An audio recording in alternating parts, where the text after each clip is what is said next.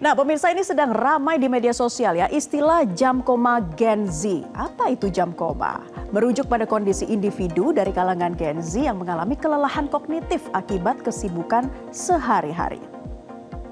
Jam koma Gen Z ini terjadi saat usai beraktivitas atau pulang sehabis bekerja. Rentang waktunya sekitar sore hingga malam hari.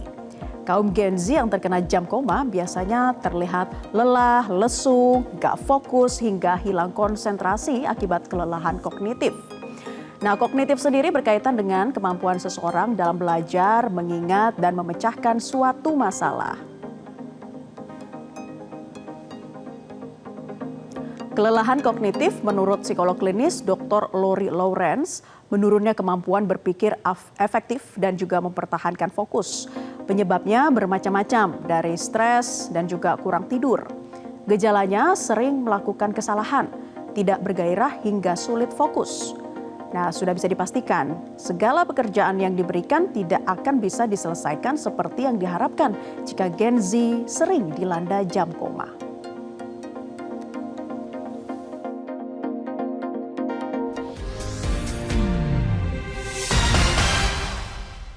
Kita akan bahas seputar jam koma Gen Z bersama psikolog klinis Dian Hinca Anggraini. Anda juga bisa berpartisipasi melalui sambungan telepon pemirsa di nomor 0215839900. Sekali lagi 0215839900.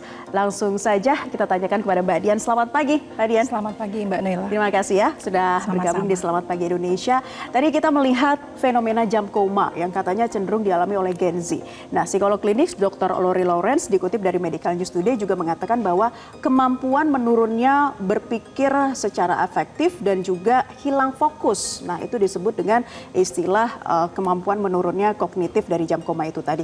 Itu sebenarnya penjelasannya seperti apa sih, Mbak Dian, dan kenapa cenderung dialami oleh Gen Z sih saat ini? Sebenarnya kalau di usia produktif, ini di luar kita membahas Gen Z terlebih dahulu ya.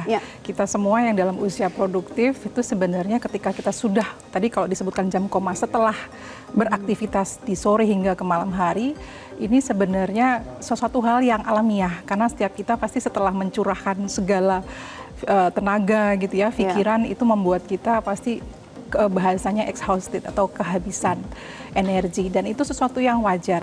Nah, kalau terkait dengan Gen Z sendiri, karena kebetulan sekarang ini kalau Gen Z kan kalau kita lihat definisi di Badan Sensus ya, BPS Nasional Indonesia ini sendiri kelahiran tahun 1997 sampai dengan 2012. Ya. Artinya kalau sekarang kita hitung usia paling muda itu di 12 tahun ya, 12 tahun hingga 27 tahun. Jadi kemungkinan mungkin tidak hanya terjadi di Gen Z, tapi juga di atasnya lagi, di Gen milenial dan juga Gen X gitu ya, which is mungkin sebagai orang tua dari Gen Z itu sendiri. Jadi kalau memang di Gen Z sendiri, memang kebetulan titiknya adalah karena dia banyak menggunakan, ketika dia lahir, di situ sudah ada internet, sudah ada digital, jadi sudah terbiasa untuk berhadapan dengan screen. Nah, ditambah dengan pandemi di 4 tahun hingga tahun 2022 yang membuat kemudian ritme belajar berubah, ritme kerja berubah, dan itu memang dirasakan sekali di Gen Z.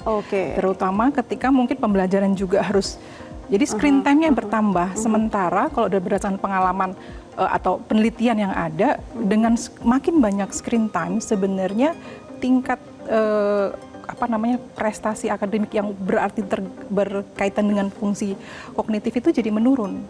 Nah, kelelahan itu bisa muncul karena memang tadi yang biasanya kalau mungkin di gen yang sebelumnya waktu melihat screen sendiri kan tidak sebanyak dengan yang Gen Z. Ditambah jam kerja yang lebih panjang sekarang. Jadi kelelahan-kelelahan itu yang kemudian tidak terselesaikan dan kemudian akhirnya menjadi terakumulasi dengan semuanya. Baik, ini jadi terakumulasi seperti itu ya. Nah, kalau kita lihat lagi sejauh mana sih batas yang masih dikatakan normal, kelelahan atau hilang fokusnya itu, sampai kepada hal yang dianggap mengganggu kesehatan mental?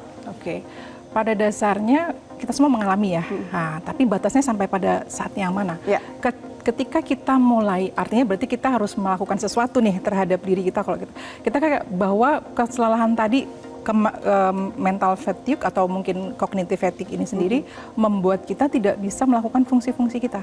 Misalnya tadi ancaman akhirnya jadi ke arah depresi. Sebenarnya kalau menurut DSM-5 itu bahwa cognitive fatigue ini juga sebenarnya mewarnai di setiap potensi gangguan kejiwaan. Khususnya di anxiety atau kecemasan dan juga mood disorder, which is artinya ke arah mungkin depresi.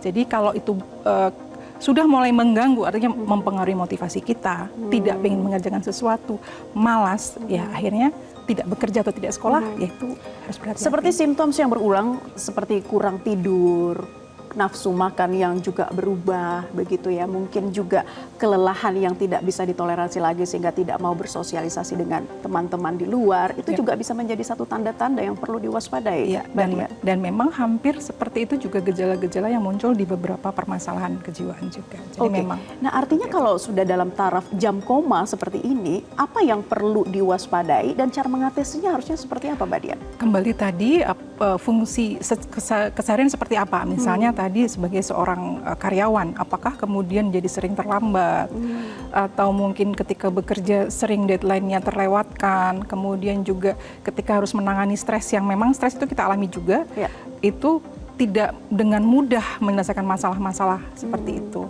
Jadi memang perlu diawasi dari diri kita sendiri, apakah memang kita mengalami permasalahan seperti itu. Nah, bagaimana caranya?